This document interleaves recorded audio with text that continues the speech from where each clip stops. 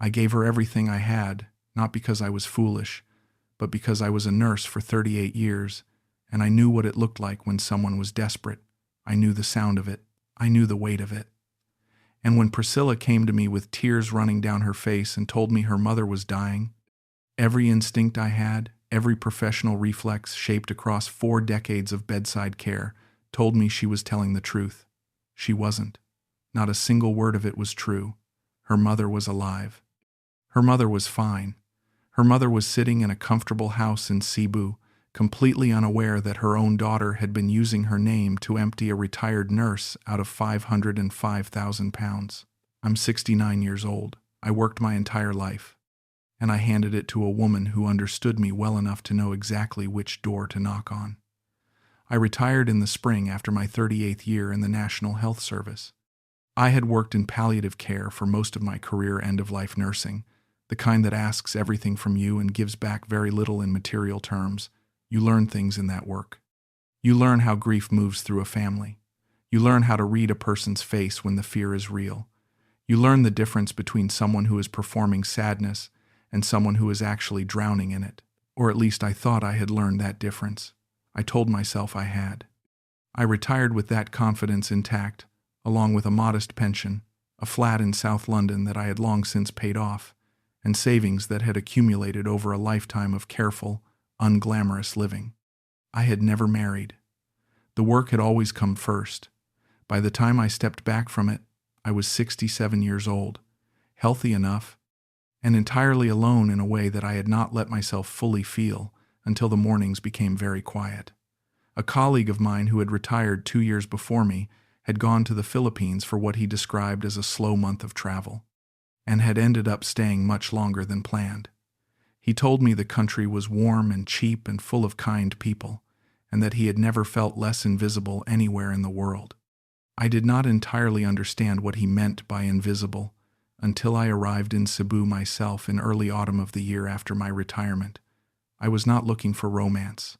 I was not running from anything. I simply wanted to see a place I had never seen, eat food I had never eaten, and find out if the silence of retirement could become something more like peace than absence. I had arranged for someone to help with cleaning and errands at the furnished apartment I was renting near the waterfront. The agency sent Priscilla Mercado on a Tuesday morning. She was 34 years old and had been working as a housekeeper for several years. She was not loud or attention-seeking. She came in, did her work thoroughly and quietly, and only spoke when spoken to, which I respected. I had a habit from nursing of asking people about themselves, patients, families, junior staff, and so after a few visits I started asking her small questions. Where was she from originally? Whether she had family in Cebu, what she liked about the city. She answered carefully and without any apparent attempt to impress me. She told me she had grown up in a barangay on the outskirts of Cebu, that her mother lived there still, that she sent money home every month. She said it without drama. It was just a fact of her life, the way facts tend to be for people who have never had the luxury of treating their own circumstances as a story worth telling. Over several weeks, she became a familiar presence.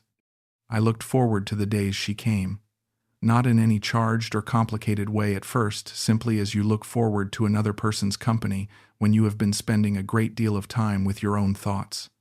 She made tea without being asked after the second month. She brought me a small bag of dried mangoes one morning and explained which variety they were from, which town they came from, why that made them better. It was a small thing, but it was considerate, and consideration has always mattered to me more than grand gestures. By December, I had begun asking the agency if she could come 4 days a week instead of 2. They arranged it. She seemed pleased, or at least she said she was pleased, and I believed her. I am not certain exactly when it shifted from companionship to something I would call affection. These things rarely have clean timestamps. What I can say is that by the new year, I was aware of how much lighter the apartment felt on the days she was there. I was aware that I had started choosing what music to play based on whether she might enjoy it, and that when she laughed at something I said, something in my chest unclenched in a way it had not unclenched in a very long time.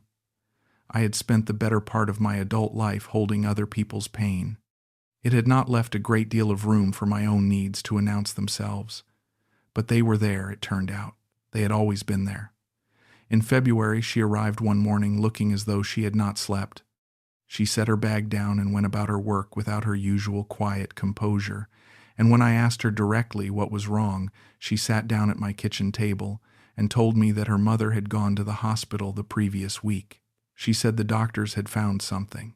She said they were not sure yet exactly what it was, but that it was serious and that the tests were expensive and that her mother did not have insurance that would cover what they were recommending. She was not crying when she said it, which made it feel more real to me than if she had been.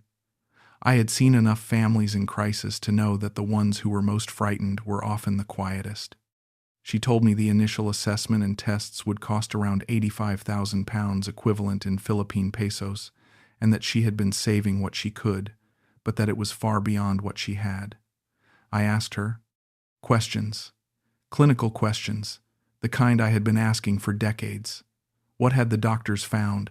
What were the symptoms? What kind of specialist had seen her mother? She answered all of them. She had the hospital name. She had the name of the doctor.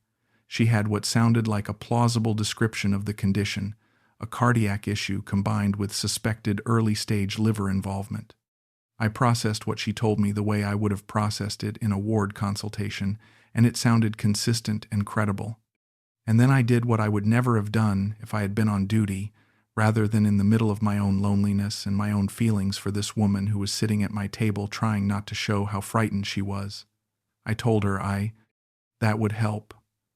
I transferred 85,000 pounds into the account she gave me within a week. She thanked me in a way that was almost painful to witness quietly, without effusiveness, as though she was ashamed of needing it. She said she would pay me back when she could, and I told her not to think about that. I told her to just focus on her mother. She touched my hand once across the table. It lasted perhaps 2 seconds. I thought about it for 3 days. For 6 weeks, the reports from the hospital were grim but steady. Her mother was undergoing tests. The tests had revealed complications. The complications required further procedures. Priscilla came to work with the controlled exhaustion of someone managing a crisis from a distance, and I watched her and recognized in her the exact expression I had seen on the faces of 1,000 family members who had sat in hospital corridors and tried to hold themselves together for everyone around them. When she told me in April that there had been a setback, that a procedure had not gone as hoped, and that her mother's cardiologist was now recommending a more intensive intervention, and that the costs had risen, significantly, I did not hesitate. I transferred 95,000 pounds. I told myself I was not being reckless. I told myself that I had the money, that it would not destroy me, that helping someone through a medical crisis was something I understood better than most people, and that if this had been a patient in my ward, I would have fought for them with everything I had. What I did not allow myself to think about, what I actively pushed aside whenever it surfaced, was why I had not insisted on seeing any of the documentation. I had not asked to see the hospital records. I had not asked to speak to her mother directly. I had not asked to meet anyone who could verify what she was telling me. A nurse of 38 years who had spent a career verifying clinical information had simply taken a woman's word for it, and the reason I had done that was not professional confidence. The reason was that I was in love with her, and that is not a comfortable thing to admit about yourself at 68 years old. By June, her mother required what Priscilla described as specialized rehabilitation care. The original cardiac intervention had been largely successful but had revealed additional complications in her liver function, and the specialists were now recommending a program of treatment that would need to continue for several months. The cost she gave me was 105,000 pounds. I asked more questions this time. I told myself I was being thorough. She answered everything with the same quiet consistency she had shown from the beginning. She showed me photographs on her phone, a woman in a hospital bed, thin and pale, connected to what appeared to be monitoring equipment. The woman looked unwell. The photographs looked real. I transferred the money. What I did not know, what I could not have known, was that her mother had never been in a hospital at all. By October, the story had shifted slightly. Her mother had been moved to what Priscilla called a palliative care arrangement, meaning that the treatments had reached their limits, and the focus was now on comfort and end-of-life support rather than curative intervention. I knew this world. I had spent my career in it. When she described the emotional toll of watching a parent move from treatment to palliation, she described it with a precision and emotional intelligence that I found devastating. I transferred 85,000 pounds. By March of the following year, her mother had died, or so I was told. Priscilla came in one morning looking hollowed out, and she sat at my kitchen table and told me that her mother had passed 2 nights before and that she had been home for the funeral. She said it quietly. She said the family was grateful for everything that had been done. She said the care her mother had received had been the best they could have hoped for. And then she told me that the funeral arrangements, the transport of the body, the ceremonial costs that were expected in her culture, these had come to 85,000 pounds. I gave her the money. I sat in my apartment that evening after she had gone and I did a calculation on a piece of paper that I had been avoiding for months. 2 years of transfers, 85,000, then 95,000, then 105,000, then 85,000, then 85,000 for the funeral. I added the numbers up 3 times because I could not quite believe what I was looking at. 505,000 pounds. I had given away 505,000 pounds over the course of 2 years, and I had done it in portions that felt manageable in the moment and catastrophic in some. I did not sleep that night. Not because I had done the calculation I had known roughly what the total was, but because something else was bothering me that I could not quite name, something in the precision of the narrative. The way each crisis had followed cleanly on the last, escalating at just the right intervals, never demanding so much at once that I might have stepped back, but always asking for just a little more than the last time. I had seen that pattern before, not in patients, in procurement fraud cases that had come through the NHS during my career. The slow escalation, the emotional justification for each step, the way the target's own knowledge and empathy was used as the mechanism of the deception. I called my contact at the agency the following week on the pretext of a billing question, and I asked, casually, whether any of the other clients Priscilla worked with had mentioned anything unusual. The woman on the phone paused and then said something that made my stomach drop. She said that Priscilla's mother had called the agency 2 weeks ago asking about her daughter's work schedule because Priscilla had told her the agency had changed her hours and her mother wanted to confirm. The woman on the phone said the mother had seemed perfectly healthy and was calling from her home in Cebu. I sat with the phone in my hand for a long time after that call ended. Her mother was alive. I do not have adequate language for what that realization felt like. I have watched people receive the worst possible news in clinical settings. I have sat beside people as they understood that the thing they had most feared was now confirmed. I had always believed I understood grief in its various forms. What I felt in that moment was something different from grief. It was a complete inversion, not the loss of something real, but the discovery that the thing I had believed in had never existed at all. 2 years of emotional experience. 2 years of worry and care and feeling connected to someone suffering. None of it had been real. The hospital visits were fabricated. The procedures were fabricated. The photographs on her phone, the woman in the bed, the monitoring equipment, the pale and diminished figure I had stared at on a small screen and felt my heart break for had been someone else, or a staged image, or something entirely constructed. The mother whose decline I had supported, whose final months I had helped finance, whose funeral I had paid for, she was alive and well and living in Cebu and had no idea that her daughter had used her name to extract 505,000 pounds from a retired British nurse who had cared too much to ask the right questions. I am not going to tell you I did not confront her. I am not the kind of man who walks away from a thing without naming it. She came in the following Tuesday, and I asked her to sit down, and I told her what I had found out. I told her calmly. I did not raise my voice. I told her that I had spoken with the agency and that her mother had called them in good health and that I needed her to explain to me what had been happening. She did not run. She did not cry. She looked at me for a long time and then she said, "Leopold, you don't understand." I told her I thought I understood quite clearly. She said the money had gone to real things. She said some of it had been for family debts, some for her brother's legal trouble, some she had sent to relatives who needed help. She said she had never meant for it to go this far, but that once it started, she did not know how to stop it and she had been afraid. I asked her if her mother had ever been sick. She was quiet for a long time. And then she said, "She has some problems, small problems." That was the moment I understood everything, not just what she had done, but how she had done it. She had taken the one professional truth I carried with me everywhere, the inability to say no to someone claiming a dying parent, and she had aimed it at me with extraordinary precision. She had understood, perhaps from the very first week she spent in my apartment, that I was a person built out of obligation and care. She had understood that the word dying would unlock something in me that no other word could reach, and she had used that knowledge, methodically, and over 2 years, to take from me everything she needed. I asked her to leave. I reported it to the police here and through the British Embassy's assistance network. I was told the recovery of funds in international fraud cases involving private transfers is extremely difficult, particularly when the recipient is a local national and the transfers were made willingly by the sender. I already knew this. I had done enough research in the weeks between discovering the truth and that final conversation to understand what my options were and how narrow they had become. I pursued the legal avenues anyway, because not pursuing them would have felt like a final surrender, a confirmation that I had been completely passive in my own undoing. The legal process moved slowly and without optimism. I am still waiting to hear if anything will come of it. I do not expect much.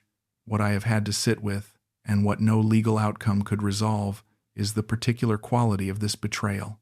She had not merely taken money from me.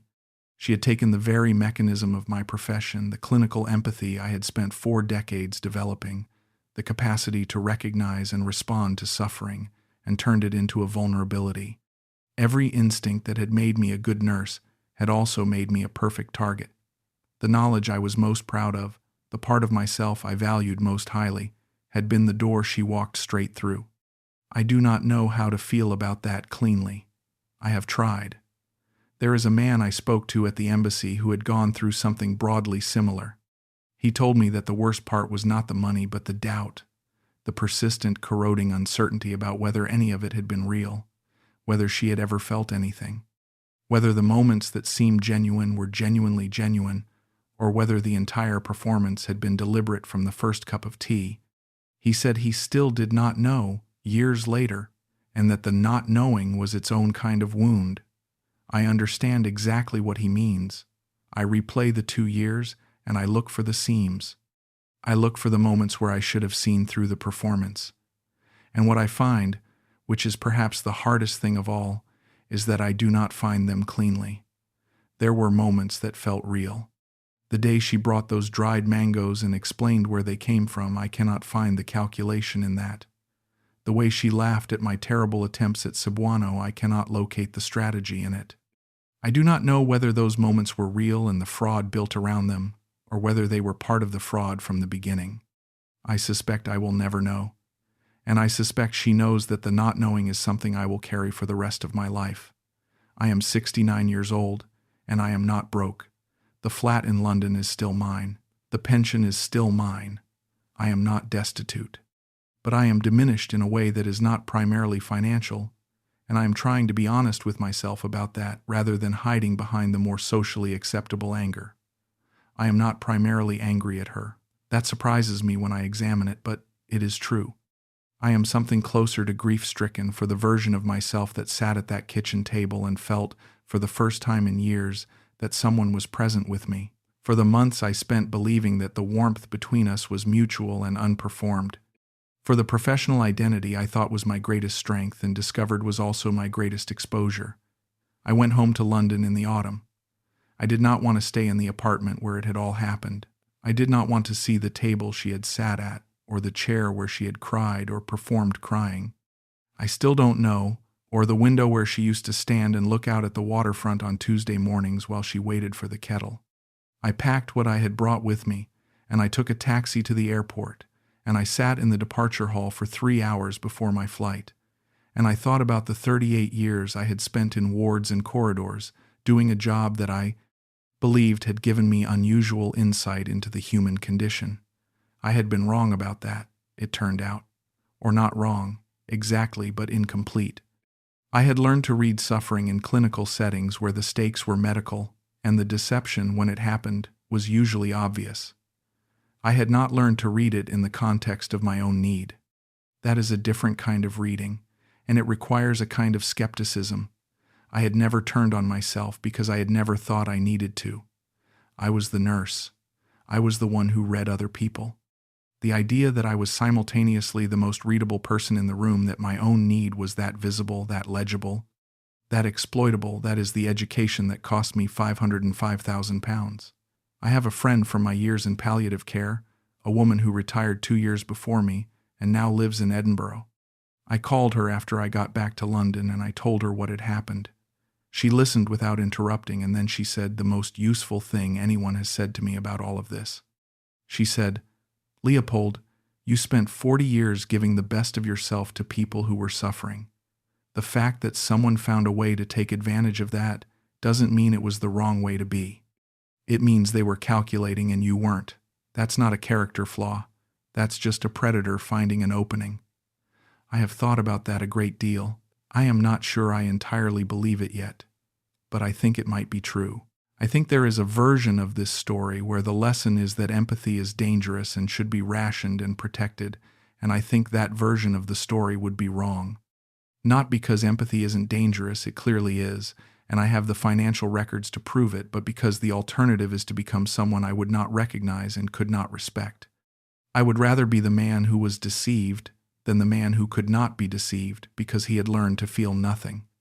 What I am working on now, quietly and without any particular rush, is the difference between openness and credulity. I was open to her. I let her in. I let her matter. I let myself believe the story she was telling me. That part I do not regret entirely. What I allowed to happen alongside it, the transfers without verification, the questions I did not ask because asking them felt like a betrayal of the intimacy I thought we had built, that was credulity.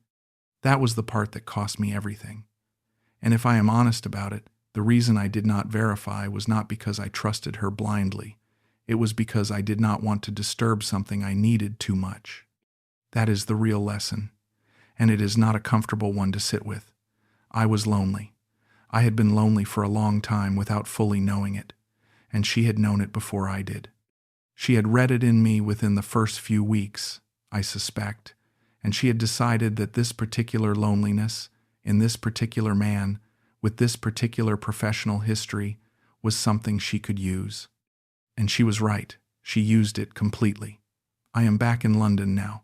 The flat is quiet in the mornings in the same way it was quiet before I left. I make my tea. I read. I walk. I speak to my friend in Edinburgh every few weeks. I have started volunteering at a hospice near Vauxhall 2 afternoons a week, not because I need to go back to nursing, but because I found, very quickly after returning, that I did not know how to be myself in the absence of being useful to someone. That is probably something worth examining. But it is also just who I am, and I have decided, slowly and with some difficulty, that who I am is not the thing I need to change. The money is gone. The relationship, whatever it was, whatever portion of it was real, is gone.